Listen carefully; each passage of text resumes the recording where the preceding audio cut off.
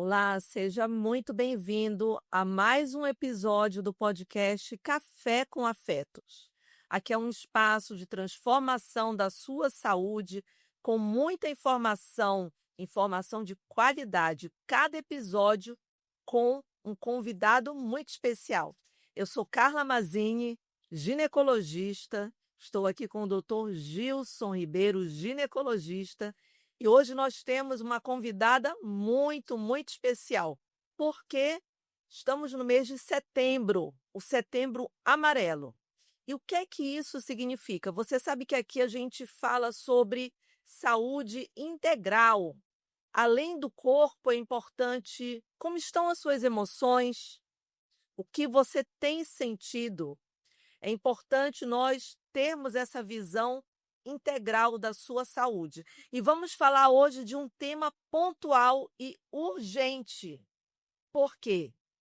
No Setembro Amarelo é uma ação mundial que visa saber como você está, como está a sua saúde mental. E a sua saúde mental, ela importa tanto quanto a sua saúde física.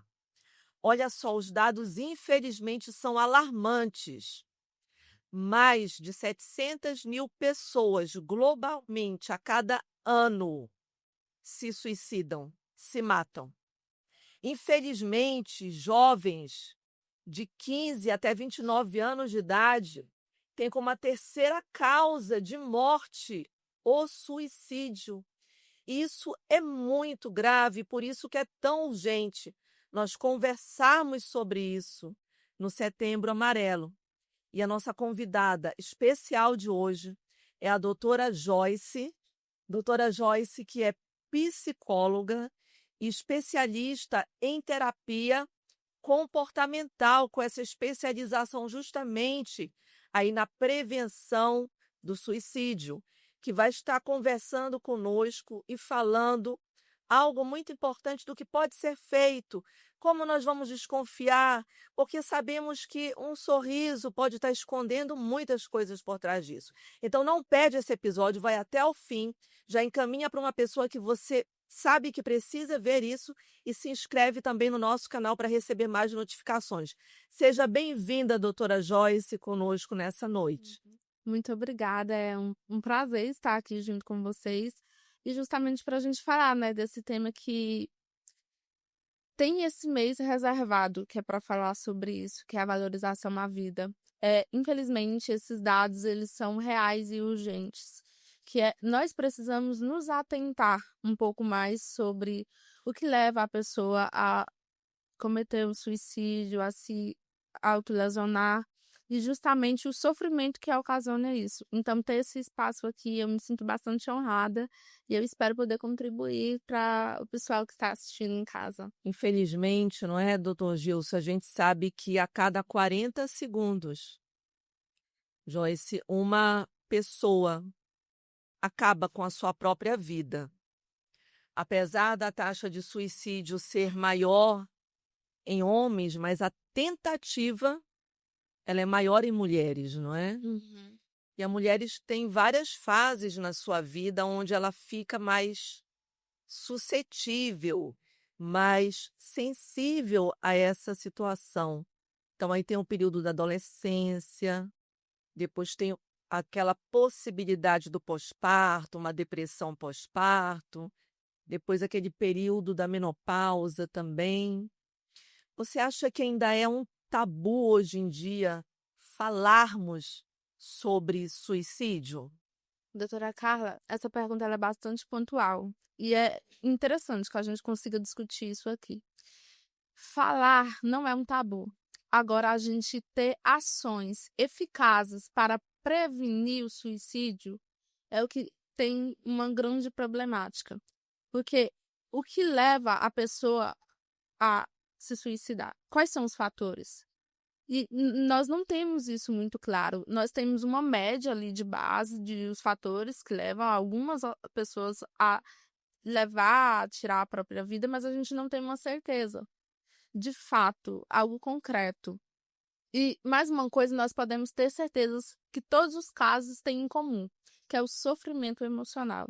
E esse sofrimento, ele sempre é ocasionado por outros fatores, que a gente chama de ambiente invalidante. A gente tem outros fatores emocionais bastante fortes, fatores econômicos, fatores sociais. Então, todo esse cenário, ele contribui para que a pessoa em sofrimento emocional vá ao suicídio. Então, entende que o nosso papel para prevenir o suicídio ele é bem mais profundo. Nós precisamos trabalhar o sofrimento emocional desde o princípio. A dor emocional dessa Exatamente. pessoa. Porque o que leva as pessoas a sofrimento? Vários fatores. O meu fator ele é muito diferente do seu e do Dr. Gilson, porque cada pessoa ela é criada de uma maneira. Só que a gente tem um fator bastante importante que nós discutimos dentro da DBT, que é a minha especialização, que se chama vulnerabilidade biológica, que é a capacidade de uma pessoa de sentir dor. Então, isso quer dizer que a dor emocional ela tem um grau diferente em pessoas? Não, mas o meu jeito de sentir e lidar com aquele sofrimento ele é diferente. Igual a dor física também, não é? Exatamente, igual a dor física. Então, a tolerância dessa pessoa a um mal-estar, ela é um pouco mais acentuada. Então, são fatores que, se eu passar por uma situação de vida, um conflito de vida, e aquele conflito ele me traz uma dor, vai ser o mesmo que o seu. Então, nós temos esse conceito fixo, a vulnerabilidade biológica. E é interessante que você coloque esse termo biológico, porque isso não significa que a pessoa seja mais fraca ou que isso seja um sinal de fraqueza, porque às vezes a pessoa não quer buscar ajuda porque acha que é um sinal de fraqueza, mas não é uma questão biológica, Sim. não é? E até mesmo genética. Porque nós sabemos que a maioria dos transtornos, eles podem vir por causas genéticas também, assim como a saúde. E o que nós temos em específico da saúde mental, é justamente essa dicotomia que as pessoas fazem, né? Como se a saúde mental fosse a parte da saúde física. Mas, na verdade, não. Elas duas se complementam. Sim. Então, nós precisamos ver como um global. Então, já que a gente estava falando de pessoas com dores físicas, com certeza uma pessoa que tem algo de sofrimento físico, um problema de saúde, vai impactar no emocional dela. Tanto que mulheres com dores crônicas, como endometriose, elas acabam tendo também uma maior suscetibilidade, uma maior possibilidade, uma maior tendência de ter esse sofrimento, essa dor emocional. Você concorda com isso? Com certeza, doutora, porque a gente pega aquela questão do ambiente invalidante, né? É que você está num cenário em que as pessoas dizem para você que é normal sentir dor, que a mulher ela está mais suscetível a ter dores e que ela tem que suportar. E você ouvir isso constantemente é invalidando a sua dor. E na psicologia isso para a gente é gravíssimo, porque quanto mais eu não reconheço o seu sofrimento, quanto mais eu estou num ambiente em que as pessoas ao meu redor não reconhecem o meu sofrimento, mais eu acredito naquilo como se fosse um fato. Então, quer dizer que as pessoas são culpadas pelo meu sofrimento? Não, mas elas contribuem também naquele cenário. Isso é a importância do acolher, do acolhimento. Exatamente. Da dor do próximo. Exatamente. Uma das coisas que pode acontecer muito é a questão do preconceito em relação a esses transtornos, né? Então, muitas vezes, às vezes, por exemplo, a mulher, ela prefere ficar em silêncio, sofrendo, porque falar geraria um preconceito.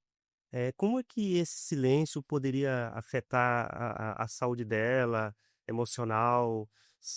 Porque o suicídio não acontece de repente. Ele começou lá atrás, a pessoa morreu psicologicamente, vai morrendo aos poucos e depois leva até o fato físico, né? O que você acha de tudo isso, assim? Como é que a sociedade deveria encarar? Ou como a sociedade tem encarado? Existe muito preconceito ainda. Até as pessoas, marcar consulta com psicólogo, a pessoa já começa assim, né? Vou marcar com psiquiatra, já começa a pensar nisso. Na verdade, todos nós precisamos de ajuda, né? Sim, todos nós precisamos de ajuda para lidar com as nossas próprias questões. E Um ponto interessante que é quando o sofrimento ele já não consegue ser lidado sozinho, você precisa procurar ajuda. Ah, Joyce, mas quais são os sinais? Eu penso que cada pessoa ela emite um sinal, mas tem uns sinais assim que a gente observa que é global, que é o isolamento social, já começa por aí. O silêncio, ele já nos traz uma informação. Tem alguma coisa errada. O silêncio, ele já é uma informação que nós devemos ter como alerta, né? Porque por mais que a pessoa ela encontre essa forma de lidar com o sofrimento dela por meio do silêncio, é uma forma disfuncional, que não tem como funcionalidade de tirar ela daquele sofrimento. Então, quando a pessoa se perpetua nesse lugar, nós precisamos ter esse alerta. Então, enquanto familiar, enquanto parceiros, enquanto colegas de trabalho, nós precisamos sempre estar atentos, né? Fulano tá um pouco mais reservado, fulano não era assim. E entender que o suicídio, ele não vem só como o fator de um transtorno mental. É uma coisa que a gente precisa ter uma noção. Existem pessoas que cometem suicídio sem nenhum transtorno mental. Uai, Jorge, mas a gente tem o que se chama de crise. No momento da crise, muitas coisas passam pela cabeça da pessoa, pelas emoções, e elas entendem que uma forma de... A gente chama uma crise de um momento de sobrecarga de emoção e de pensamentos. E no momento da crise, o que a pessoa está querendo fazer? Ela está querendo descarregar aquela emoção, está querendo tirar aquela emoção e está querendo tirar aqueles pensamentos. E aí, a forma mais rápido que ela encontra ali é o suicídio. Ah, então quer dizer que pode acontecer com pessoas que não têm transtorno mental? Sim. Então, é uma coisa mais preocupante para a gente, porque não é só o transtorno mental que é um sinal de alerta para a gente. Às vezes é porque a pessoa se deparou com notícias, com desregulação emocional intensa, com até mesmo desequilíbrio financeiro, e em alguns casos, diagnóstico de saúde. Então, tudo isso colabora para que a pessoa tenha uma decisão dessa. Então, o que a gente pode fazer para evitar? Justamente é lidar com os nossos sofrimentos emocionais. Esse é o ponto. Nós precisamos lidar. Qual é a forma de lidar? Aí nós precisamos entrar em cada caso, né? Mas quando a gente fala de encontrar uma forma de lidar com os nossos sofrimentos, é justamente ter ferramentas ali ao nosso redor que facilita com que a gente se regule emocionalmente. Agora, esse ponto que você tocou, ele é um ponto muito forte. Estamos falando aqui sobre o Setembro Amarelo, que é o mês de prevenção do suicídio. Estamos falando, somos brasileiros, moramos num país onde, infelizmente, a taxa de ansiedade, a taxa de transtornos mentais é um dos maiores do mundo. Estamos num estado do Tocantins, que eu estava vendo que é um dos 4 estados com maiores índices no Brasil de suicídio. Ele está em 4º lugar em índice de suicídio no Brasil. São dados alarmantes e agora foi pontuado que existe uma outra situação também, de situações de suicídio em crises, onde a pessoa não tem necessariamente um quadro de ansiedade, nem um quadro depressivo.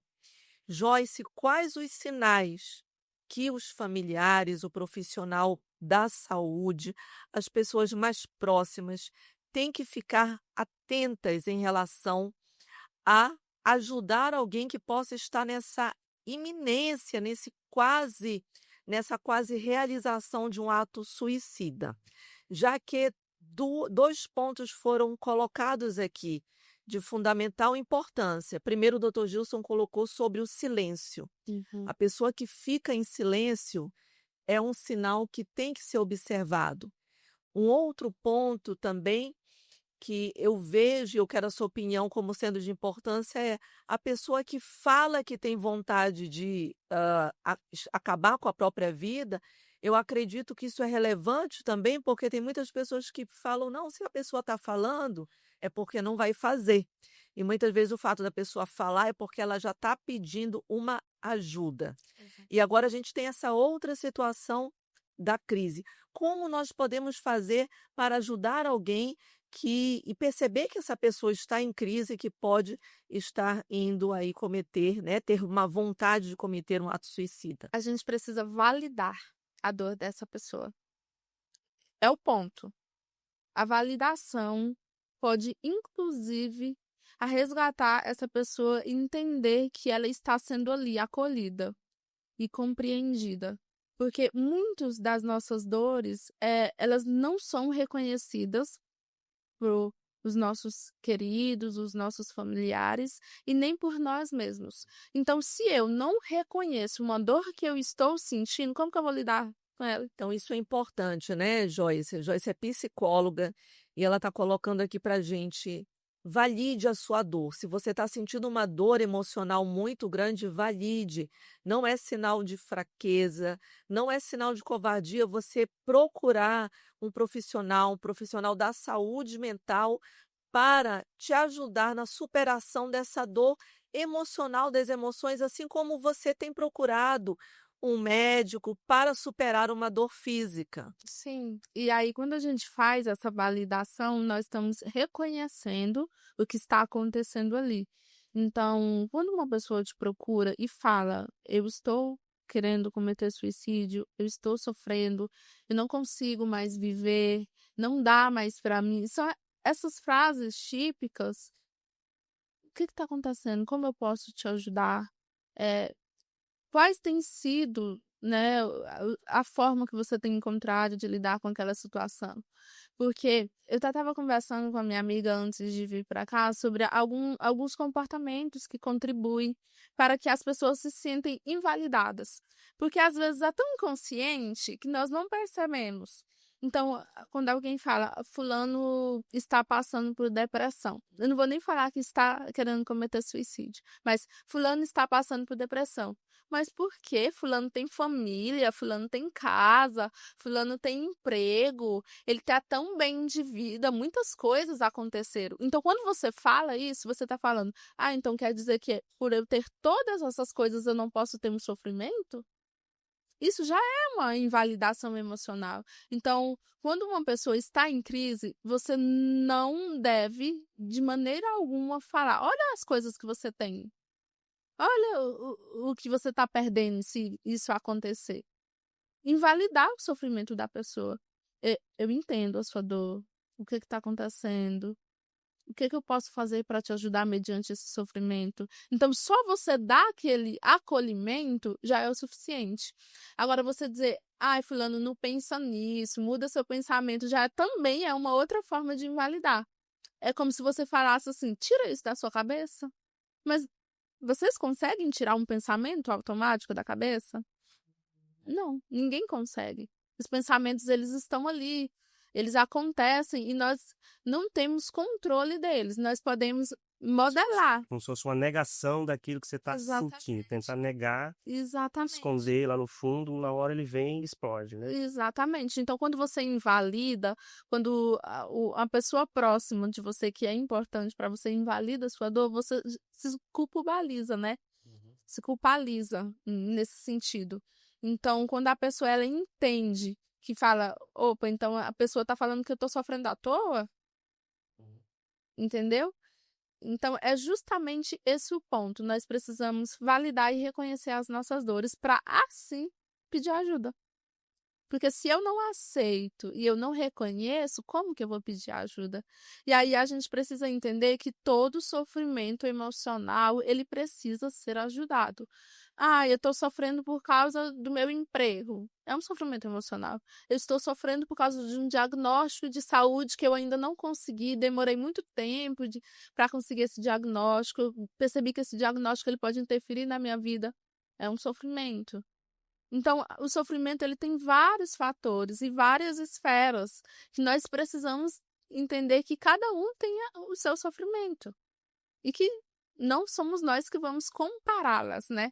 Não dá para a gente fazer essa competição de vulnerabilidade. Como eu falei, a vulnerabilidade biológica, ela existe. Existem pessoas que sofrem mais que as outras no sentido de intensidade e que isso deve ser, de uma certa forma, reconhecida. Então, uma das coisas que, pelo que eu estou notando aqui, um dos grandes, talvez, ensinamentos que poderia ter hoje seria a palavra acolhimento, tanto da família quanto dos amigos, né, colegas, dar importância às queixas das pessoas ou os sinais, né? Sim, sim, ouvir e dar espaço para que a pessoa manifeste. Manifeste, né? E assim, hoje, qual o papel da espiritualidade, da fé e do relacionamento, né, que poderia fazer em uma pessoa que está com uma ideia suicida, com depressão, com ansiedade? Assim, eu acabo de retornar de um congresso baseado em evidências e a gente faz uma análise assim, muito grande, né, das maiores pesquisas que a gente está tendo e o que está sendo pesquisado na área da psicologia. E tem umas pesquisas que estão sendo feitas recentemente e que o papel da espiritualidade ela é igualmente todos os outros fatores. Uhum. Então, a gente tem saúde, a gente tem ambiente, né, onde a pessoa está, e a espiritualidade ela também está ali naquele como um fator, um pilar de sustentação para o indivíduo. Espiritualidade ela envolve mais do que uma religião, mas de um senso de pertencimento do indivíduo para o aqui e para o mundo em si. Então, eu acredito que você se sentir pertencente e ter valores iguais a uma comunidade e dentro das religiões em si, a gente encontra, né, esse conjunto de valores que são iguais ou então que são, de alguma forma, completos um com o outro, pode ajudar na identificação, no pertencimento e, numa certa forma, no senso de esperança da pessoa. Então, sim, contribui. Se esses ambientes, eles forem validantes. Então, se for um ambiente espiritual onde a pessoa ela não tem liberdade para expressar sofrimento, aí a gente já tem uma complicação. Aí pode colocar uma máscara, né, de que está tudo bem, né? E pode ser um fator que pode piorar o nosso cenário, né? Então, é importante que a gente seja para além de um ambiente bom, mas um ambiente validante, sabe? Sim, isso é muito importante porque falando de corpo, alma, mente e espírito, esse ponto da fé, como você falou na área da psicologia também, baseada em evidências, que a fé ela acaba sendo a espiritualidade um pilar positivo que ajuda ali no enfrentamento até das dores emocionais, mas é importante também, ao ter essa visão de espiritualidade, lembrar que a depressão e a ansiedade também não são falta de fé. A pessoa pode ser uma pessoa muito espiritual, ter uma busca verdadeira por Deus, não ser apenas uma religião, e ela está numa situação de ansiedade, de depressão. Eu achei interessante que eu vi na rede social, inclusive um pastor de outro estado do Brasil, aonde ele colocava assim: estou me afastando da igreja para tratar uma depressão. E eu achei aquilo tão libertador, por quê? Porque é importante as pessoas saberem que líderes ou não líderes, ou pessoas que têm uma espiritualidade, podem passar por situações como essa e precisam de tratamento, também assim como precisam de um tratamento físico. E que essas situações não são falta de fé. Um exemplo, situações de mulheres que passam, por exemplo, num período de 40 a mais, de menopausa, pós-menopausa. Nós sabemos atualmente que não são mais os calores, não são mais os suores. Tem mulheres que começam a ter como primeira manifestação de alterações hormonais depressão, ansiedade, transtornos mentais e precisam ser tratadas. Então, essa questão da depressão, da ansiedade, pode ter muitas vezes um fundo hormonal, alterações até de vitaminas, alterações biológicas, alterações do corpo.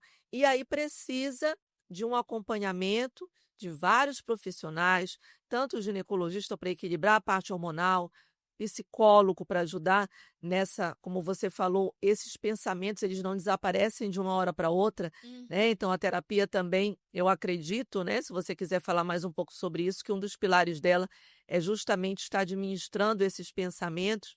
Tem mulheres que na menopausa que elas se queixam, Joyce, que elas não conseguem dormir porque à noite vem um turbilhão de pensamentos que despertam ela à noite e ela acorda com aquele turbilhão de pensamentos e começa a ruminar sobre aqueles pensamentos, como é que essa mulher vai estar no outro dia, né? Então, isso acaba levando a alterações diretas ali também nesse aspecto emocional dela. Então, foi muito importante pontuar isso, porque tanto a fé, ela é uma base para ajudar a vencer, como você disse, baseado cientificamente, esses transtornos mentais, mas o contrário também é verdade. Se existe um transtorno mental, uma ansiedade, uma depressão ou até pensamentos negativos como esse, não significa que você não tem fé. Você pode estar com a sua fé firme, pode ser uma alteração outra que precisa ser tratada também. E você precisa procurar uma pessoa da sua confiança para que te ajude nesse momento. Sim, doutora, porque justamente quando a gente fala de pensamentos e emoções, nós não controlamos. Por mais que queiramos controlar, nós não conseguimos. E aí, quando a gente fala dentro da terapia cognitiva comportamental, o que nós temos como ferramentas para trabalhar é justamente esse monitoramento das emoções, dos pensamentos, e aí dentro da DBT a gente tem os comportamentos, também entramos junto para avaliar num todo. Então, quando uma mulher chega com uma queixa de que eu não estou conseguindo dormir, porque eu estou sendo invadida por vários pensamentos, isso gera um sofrimento em que não só vai atingir ela, mas toda a família dela. Porque se essa mulher ela não tem uma qualidade de vida, como que vai ser o restante, né? Então, ela não tem uma qualidade de sono, ela não tem uma qualidade em si de viver. Então, nós precisamos estar atentas a isso. E dentro da terapia, a gente pode estar trabalhando na reestruturação cognitiva, que é entender, ok, esses pensamentos eles vêm para nos mostrar um sinal, vêm para ser algo que nós precisamos trabalhar. O que esse pensamento quer dizer? E aí, o nosso maior erro é querer negar o pensamento ou fingir que ele não existe. E dentro da terapia que você tanto atua e que é especialista nesse sentido da terapia, existem formas também técnicas para controlar esses pensamentos em horários inadequados, quando, por exemplo, está dormindo, técnicas. Eu acordei, veio aquele monte de pensamento, preocupação. Eu vi uma história tão interessante de uma mulher que ela dizia assim: eu acordo de madrugada me lembrando da lista do supermercado que eu tenho que fazer toda a lista e do que eu tenho que comprar no dia seguinte. E ela fica ali lembrando, e será que tem mais coisa para estar comprando? E aí, existe alguma, dentro da terapia, existe essa possibilidade de quando vem essa enxurrada de pensamento, num momento inadequado, por exemplo, no momento que ela tem que estar, deveria estar dormindo, técnicas que ajudem. Peraí, cérebro, esse não é o momento de fazer a lista do supermercado, eu preciso dormir para conseguir no dia seguinte ir para o supermercado, né? Na terapia você trabalha isso também? Sim, primeiro a gente faz uma avaliação, né? O porquê que esse pensamento ele só veio quando você estava dormindo. Será que é porque ele não teve espaço para aparecer durante o dia? Será como que está a organização dessa rotina? Como que está os outros fatores, né? Então a gente precisa fazer essa avaliação. Mas uma técnica muito legal que eu uso com os meus pacientes se chama automonitoramento, que é justamente o paciente ele ter consciência do que está acontecendo ali nos pensamentos dele e que hora isso acontece, o porquê que isso acontece. Então, esse automonitoramento, ele vem através da escrita. Eu uso de uma forma mais tecnológica, que é o aplicativo, mas tem algumas pessoas que se identificam mais com a escrita. Então, se esse pensamento veio, preciso fazer uma lista de compras. Tá bom, faz a lista de compras. Lembrei de fazer a lista de compras, esse tal horário, e aí faz essa lista. Só de você estar dedicando tempo para aquele pensamento e dar espaço, ele já não retorna.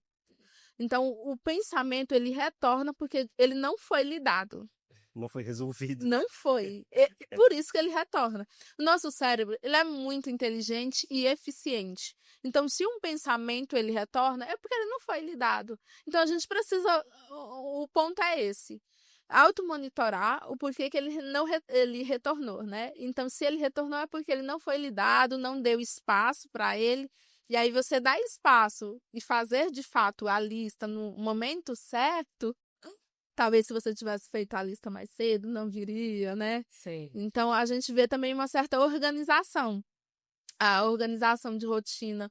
Eu sei que a gente sempre bate na tecla, enquanto profissional de saúde, enquanto psicólogo, mas uma rotina, ela é um pilar para uma saúde emocional. Eu ia exatamente fazer a pergunta, assim, elas estão nos ouvindo aí, muitas mulheres às vezes já se identificaram com alguma situações, por exemplo, que eu estou passando por isso aí, isso está acontecendo comigo, e ia te perguntar exatamente qual é o primeiro passo que elas poderiam fazer para resolver esse tipo de problema, por exemplo, de ansiedade, depressão ou até mesmo de pensamento de suicídio. Eu sei que é um pouco preocupante a gente falar um pouco sobre rotina para uma pessoa que está em crise ou em sofrimento emocional. Porque eu não tô conseguindo nem levantar da minha cama. Como que eu vou fazer exercício físico? Como que eu vou trabalhar? E eu entendo que a gente... Por isso que a gente trabalha ali em conjunto com o psiquiatra, porque a gente precisa regular alguns fatores, né? Hormonais também. A gente trabalha com médico, às vezes endócrino, ginecologista, quando é o caso de mulheres que têm um desequilíbrio hormonal. É preciso ter essa parceria. Mas também, muito das nossas mudanças, elas são comportamentais. Quanto mais você fica deitado, mais difícil é para você levantar. É fato. Então, quanto mais eu reforço esse conforto de ficar deitado, ficar isolado, ficar em silêncio, mais eu vou me perpetuar naquele comportamento. Então, eu preciso... Ciclo vicioso, né? É um ciclo vicioso. Então, eu preciso ter pequenos passos. Então, eu acredito, ok, você está com dificuldade de sair da sua cama, é importante que você procure ajuda psicológica, psiquiatra, e aí a gente vai conseguir trabalhar os fatores, né, hormonais e biológicos, e aí dentro da terapia comportamental a gente também vai começar a trabalhar comportamentos e pensamentos. Então a gente vai monitorar isso juntos e vamos encontrar reforços para que você consiga ter prazer em viver.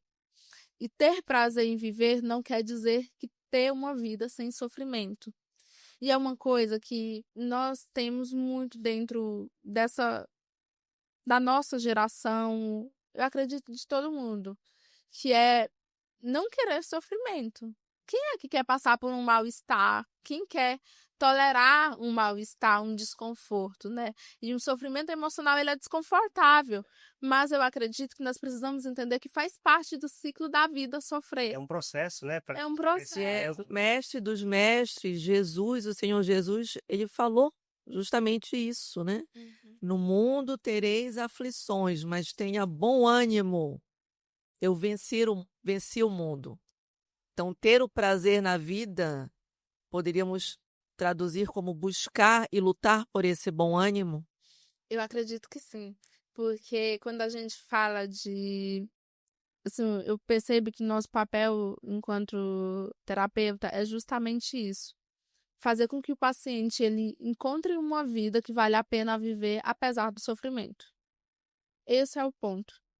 Ele precisa encontrar valores e sentidos da vida que existem independente das circunstâncias. E é uma coisa que a gente até faz enquanto psicólogo, que é o levantamento desses valores. Quais são os seus valores? O que te motiva a viver? E às vezes a pessoa está tão desanimada, atormentada pelo seu sofrimento, que ela não consegue ver isso tão claro. Então a gente precisa fazer isso, que é ter claro e clareza do que é importante para você, do que faz sentido para você, e também tirar um pouco do nosso lugar de comparação, porque a nossa idealização, ela também prejudica o nosso olhar sobre o sofrimento, porque nós idealizamos uma vida sem sofrimento, e não é bem isso. Nós precisamos ter um ânimo para viver apesar do sofrimento, só que esse ânimo também não quer dizer invalidar a dor que você tem com o sofrimento. É um equilíbrio, né? Eu vejo assim que um dos grandes desafios na geração atual é ter esse bom ânimo diante disso que você colocou, das comparações que tem nas redes sociais, aonde as pessoas só colocam situações, o lado bom da história, os bastidores da vida real, muitos não colocam.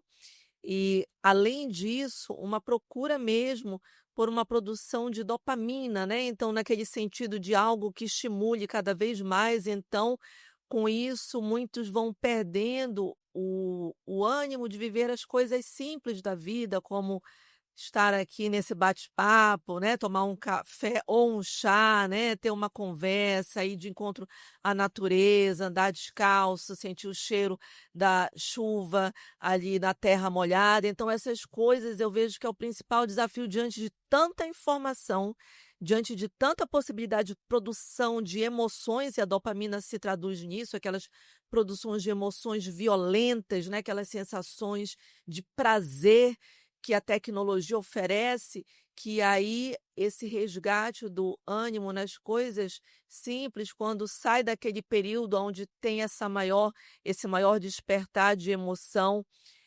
resgatar esse ânimo do prazer da vida até na simplicidade, nos intervalos, nos bastidores, fora das comparações, né? Eu ia exatamente falar isso aí em relação à vida hoje, né? Nos últimos 20 anos, com internet, rede social, Facebook, Instagram e tudo mais, muitos jovens, às vezes, estão só vivendo a vida virtual e não estão vivendo a vida no seu presente, né?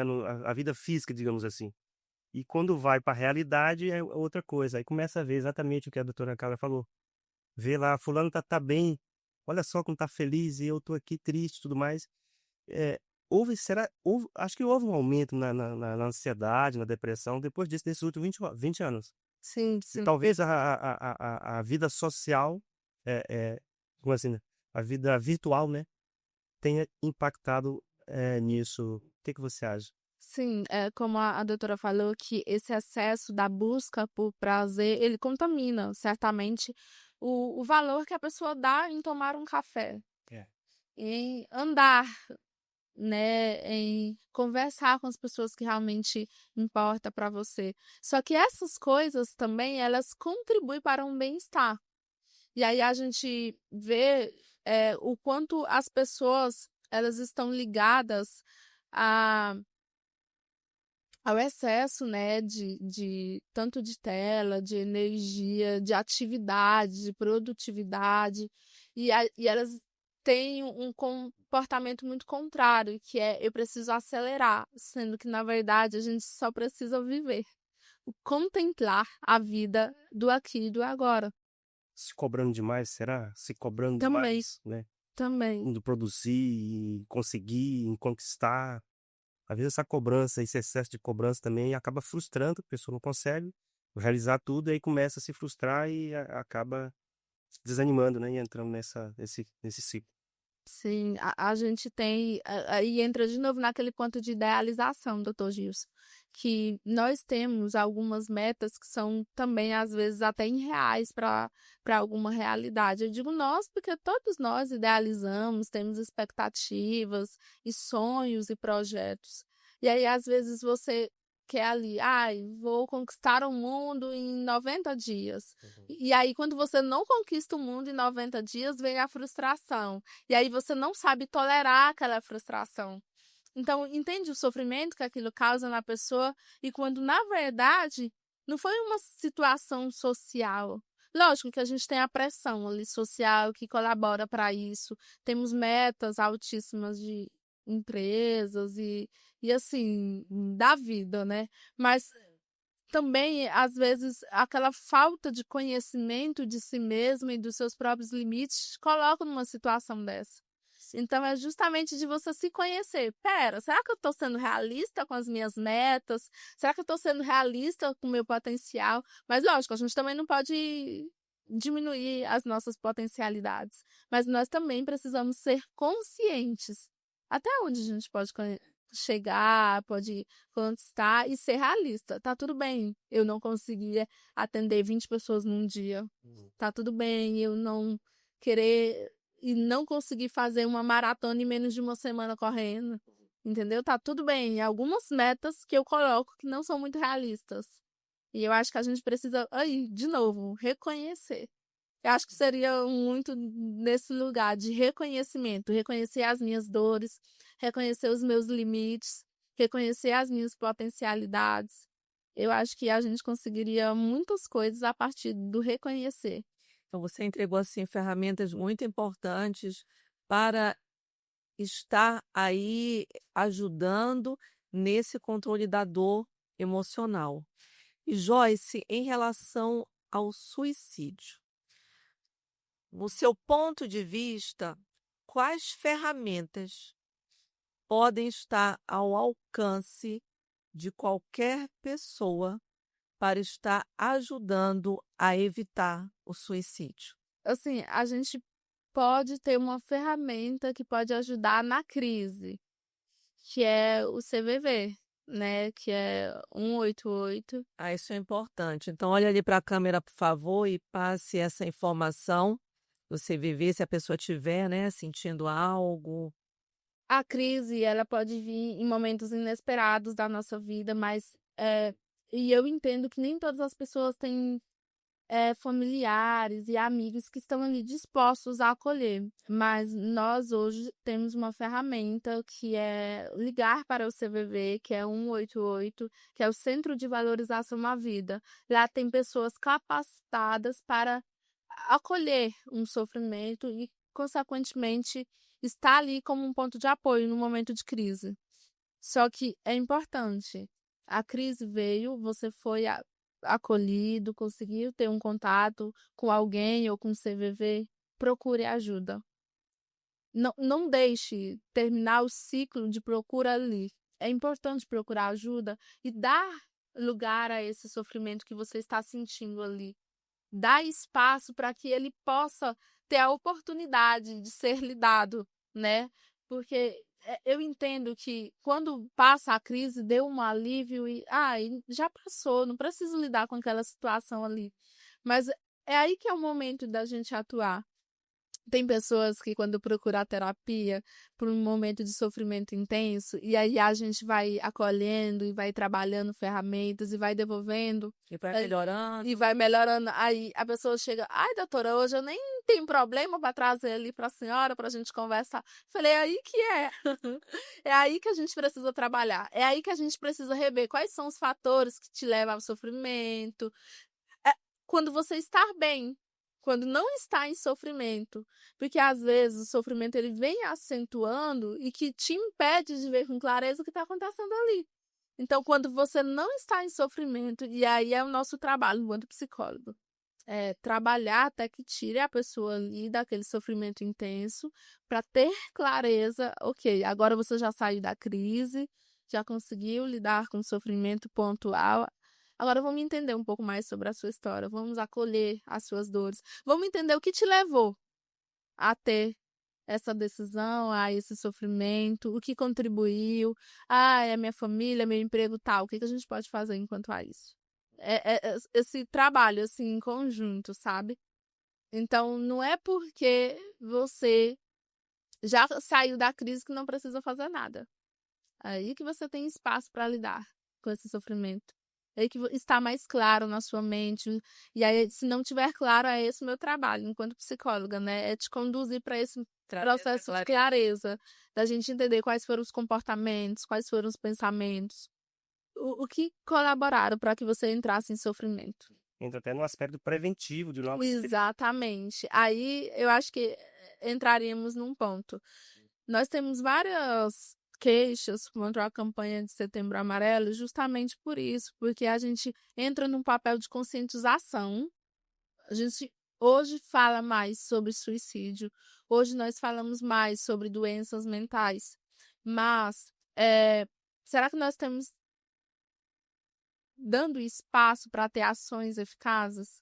Será que a gente tem recursos públicos para lidar com isso? A gente tem um cenário assim muito legal de psicólogos se formando, muitos profissionais. Também temos dispositivos públicos.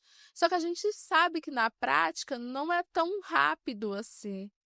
Não é tão claro e não é tão fácil. E aí vem de novo aquela questão dos preconceitos. Então, o Setembro Amarelo, ele vem para conscientizar, mas a gente também precisa fazer dessa conscientização uma ação. Nós precisamos ter ações eficazes. Então, tá, eu entendi que tem sofrimento e tem sofrimento que leva ao suicídio. Ok, entendi. É só isso? Ficou ali no entendi? E, na verdade, o setembro deve ser de janeiro a dezembro, né? Assim como as outras campanhas, Outubro Rosa. Lembrar que não pode ficar só ali naquele mês. E muito interessante, você que está assistindo esse podcast, tiver perguntas para a doutora Joyce, psicóloga, especialista na prevenção de suicídio, envie aqui a sua pergunta que vai ser respondida. Joyce, para mulheres, para pessoas que estão se sentindo na escuridão, acham que não tem saída, deixe a sua mensagem final aqui para essas pessoas. Eu acredito que boa parte da nossa vivência humana, nós somos encontrados por sentimentos que às vezes a gente não entende. E o sofrimento, ele é justamente esse.